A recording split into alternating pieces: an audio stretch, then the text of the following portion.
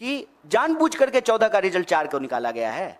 पता है कि 4 को जो है देश में इतना बड़ा चुनाव हुआ है, पूरा देश जो है उस डिस्कशन में बिजी हो जाएगा। 4 तो छोड़िए, देश तो 1 तारीख से ही बिजी हो गया था। एग्जिट पोल पे ही जो है डांस ऑफ डेमोक्रेसी हो रहा था। तो अभी भी जो है वही चल रहा है, तो हेडलाइन में इसको जो है प्राथमिकता मिलेगी नहीं। लेकिन हम कहते हैं कि डेमोक्रेसी तो लोगों से ही बनता है ना, और हम सबका, आपका, हमारा, सबका भविष्य तो हमारे बच्चों से है। अगर हमारे बच्चे परीक्षा के दबाव में आकर के, जिसमें उनकी कोई गलती नहीं है, आत्महत्या कर रहे हैं, इससे दर्दनाक बात क्या हो सकता है? और इससे ज़्यादा जरूरी बात भी कुछ नहीं हो सकता है। इस पर जो है तुरंत कार्रवाई करनी पड़ेगी, क्योंकि सेशन शुरू होने वाला है। तो ये सारी प्रक्रिया जो है तुरंत शुरू करना पड़ेगा। 24 लाख से ज़्यादा लोग, ज़्यादा स्टूडेंट जो हैं वो एग्जाम में अपियर हुए हैं। इसीलिए हम कह रहे हैं कि इमीडिएटली री एग्जाम करने में प्रॉब्लम हो सकता है, लेकिन जिनके इशूज हैं, जिनके कंसर्न हैं, उसको इमीडिएटली जो है एनटीए एड्रेस करे और साइमल्टेनियसली जो है सुप्रीम कोर्ट की निगरानी में जांच हो। क्योंकि मामला इस साल का नहीं है, और मामला सिर्फ एक एग्जाम का नहीं है, इसको समझने की जरूरत है। आप कोई भी एग्जाम उठा के देख लीजिए, देश में हर एग्जाम की कमोबेश यही हालत हो गई है। आप देखिए कि ग्रुप डी का भी अगर एग्जाम होता है रेलवे का, तो रेल में चढ़ने के लिए, ट्रेन में चढ़ने के लिए जगह नहीं होती है। मंदिर, मस्जिद, गुरुद्वारा, धर्मशाला, प्लेटफॉर्म, कोई ऐसी जगह नहीं है जहां बच्चे जो हैं वो गमछा डाल करके सो नहीं रहे। देश में होने वाले किसी भी एग्जाम की हालत आप देख लीजिए, किसी भी एग्जामिनेशन सेंटर के बाहर जाकर के देख लीजिए। ये एक देश के लिए गंभीर विषय है। समय की नजाकत को समझते हुए इसको तुरंत करना चाहिए, ये हमारी मांग है।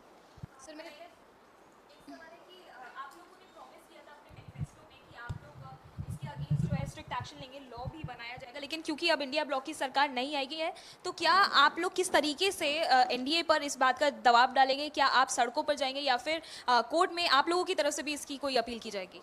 देखिए, एक अव्वल तो ये जान लीजिए कि विद्यार्थी इस देश के किसी राजनीतिक पार्टी या राजनीतिक दल के मोहताज नहीं है। और मैं आपको पीछे हुए 4-5 आंदोलनों का एक उदाहरण दे सकता हूँ। कोई लीड नहीं कर रहा था, चाहे एसएससी का मामला हो, अग्निपथ का मामला हो, किसी भी एग्जाम में जो गड़बड़ी हुई है या गलत नीति सरकार लेकर के आई है, उसको कोई पॉलिटिकल पार्टी लीड नहीं कर रही थी। साइमल्टेनियसली जो है, क्योंकि जिसका जीवन उससे जुड़ा हुआ है, जिसका पूरा का पूरा भविष्य उससे जुड़ा हुआ है, उसके पास सड़क पर निकलने के अलावा कोई रास्ता नहीं बचता है। तो पॉलिटिकल पार्टी के मोहताज नहीं है। लेकिन उन विद्यार्थियों को हम ये कहना चाहते हैं कि इस देश की जिम्मेदार विपक्ष होने के नाते, इस देश की सबसे बड़ी विपक्षी पार्टी होने के नाते, इस देश का one of the biggest student organization के बिहाफ पर हम आपको कह रहे हैं कि स्टूडेंट को हम साथ देंगे। और हमारे लिए एक गंभीर विषय है, चुनाव पर चर्चा करने की बजाय, सरकार बनेगी कि नहीं बनेगी इसकी चर्चा करने की बजाय, अगर हम नीट के सवाल को प्राथमिकता दे रहे हैं, तो आप हमारा कंसर्न समझ सकते हैं। हमारी सरकार नहीं बनी है, ठीक बात है। हमारी सरकार अगर बनी होती तो ये प्रेस कॉन्फ्रेंस करने की ज़रूरत ही नहीं पड़ती। हम प्रेस कॉन्फ्रेंस तो इसीलिए किए हैं ना कि आप लोगों के माध्यम से हमारी बात सरकार तक पहुंचे, और हम इस देश के विद्यार्थियों के बिहाफ पर जो उनके डिमांड हैं वो सरकार तक पहुंचाने की जोरदार तरीके से कोशिश कर रहे हैं। सर, मेरा सवाल ये है, प्रदर्शन के मामले में आपको मैं बता दूं, ऑलरेडी कई जगह पे प्रोटेस्ट हो रहे हैं। हमारा जो है, हमने जो कंसर्न स्टूडेंट्स हैं उनसे बात की, उसमें से कुछ लोग ऑलरेडी कोर्ट मूव कर गए हैं। तो जब वो ऑलरेडी जो है पिटिशनर बन गए हैं, तो हम लोगों को जो है उन्हीं के साथ हैं हम लोग जो है अलग से पिटिशनर नहीं बन रहे हैं, उनके साथ रहेंगे।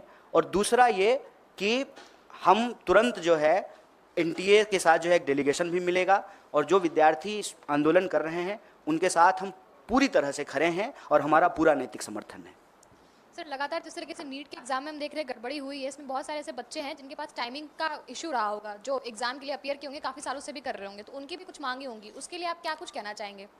देखिए, वैसे आप अगर इस देश में परीक्षा संबंधित किसी धांधली या गड़बड़ी को देखेंगे तो कंसर्न समूह बन जाते हैं।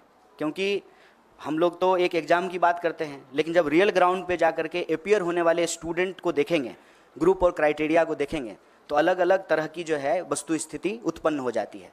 मान लीजिए जिनका लास्ट अटेम्प्ट है या जिनका एज का बात है, तो उनका रहता है कि हम री एग्ज़ाम कराएं। हम इसको लेकर के अपनी तरफ से कोई बात नहीं कह रहे हैं, जो विद्यार्थियों की तरफ से मांग आ रही है उसी को रीइटरेट कर रहे हैं। पहला, इमीडिएटली जो है रिड्रेसल हो, जो भी इशूज आ रहे हैं उसको। दूसरा, इसकी जो है एक निष्पक्ष जांच हो। और तीसरा कि अगर ये पाया जाता है कि इसमें गड़बड़ी हो तो री एग्ज़ाम हो। इसके 3 स्टेप्स जो है हम लोग ले रहे हैं।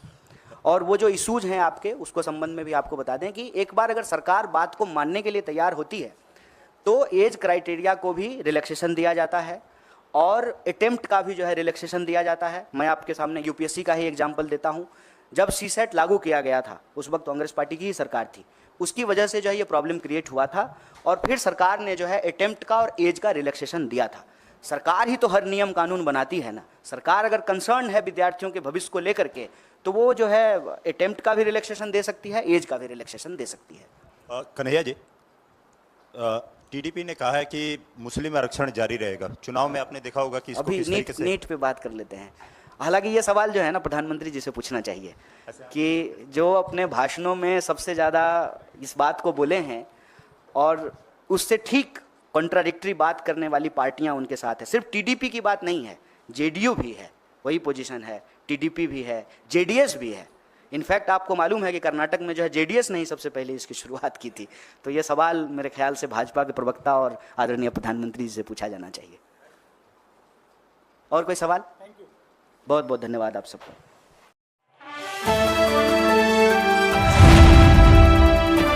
द इंडियन खबर, सच आपके सामने।